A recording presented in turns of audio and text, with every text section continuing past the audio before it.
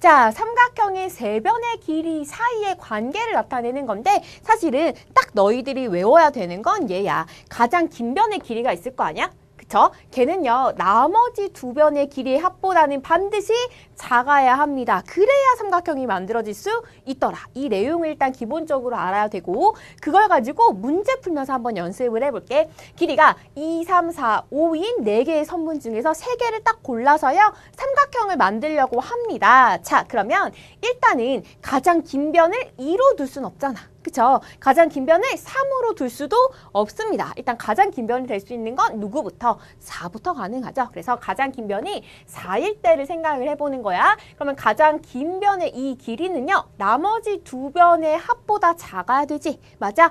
2랑 3을 더한 것보다 작으니까 요런 조합이 됐을 때는 얘는 삼각형이 만들어지는 거 맞아. 그쵸? 자, 이래서 가장 긴 변이 4일 때 하나, 그리고 나서 가장 긴 변이 5일 때도 하나 보실게요.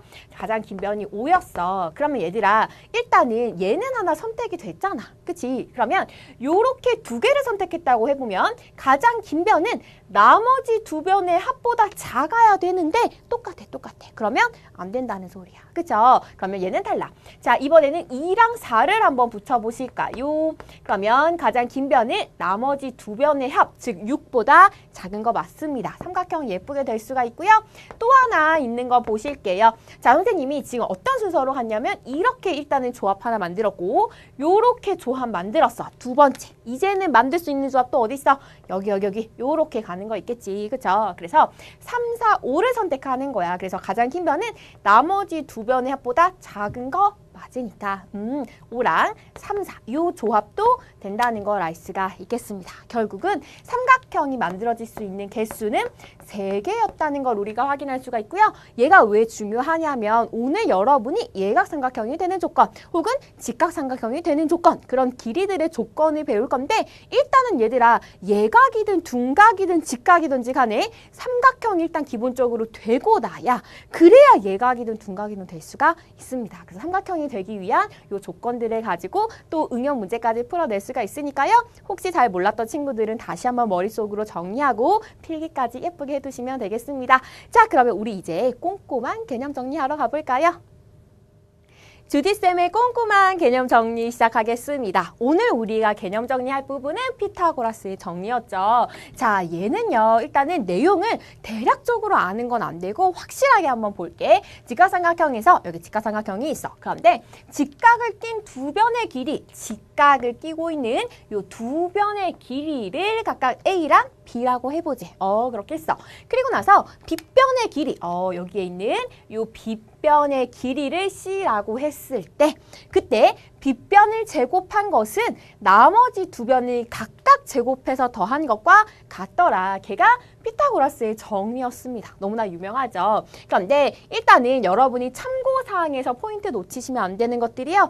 길이야. 길이는 항상 양수지 0의 수도 없어. 그쵸? 얘는 왜 중요하냐면 나중에 어떤 길이들의 범위를 구해봐 라는 말이 나오기 때문에 그럴 때는 길이는 일단 무조건 0보다 커야 돼. 그게 머릿속에 있어야 되고요. 직각삼각형에서 빗변은 길이가 가장 긴 변 혹은 뭐라고도 말할 수가 있냐면 직각의 대변이라고도 말을 합니다. 무슨 말이냐면 직각을 바라보는 거, 직각과 마주보는 게 빗변이자 가장 긴 변이더라. 이렇게 생각을 해주시면 되겠어요. 그래서 이렇게 피타고라스의 정리, 유명한 거 선생님이랑 다시 한번 확인을 했고요.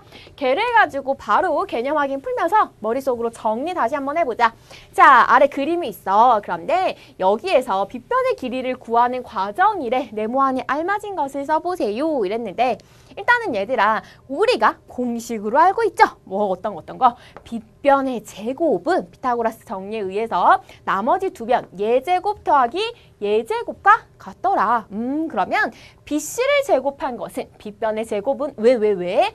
직각이랑 마주보는 거, 얘가 뭐라 그랬어? 빗변이라고 했어. 그리고 직각을 끼고 있는 나머지 두 변을 각각 A 혹은 B라고 하기로 했습니다. 그렇기 때문에 A, B의 제곱 더하기 A, C의 제곱, 3은 AC의 제곱이므로 BC라는 것의 제곱은요. 88에 64, 8의 제곱 더하기 6의 제곱, 36이 되겠습니다.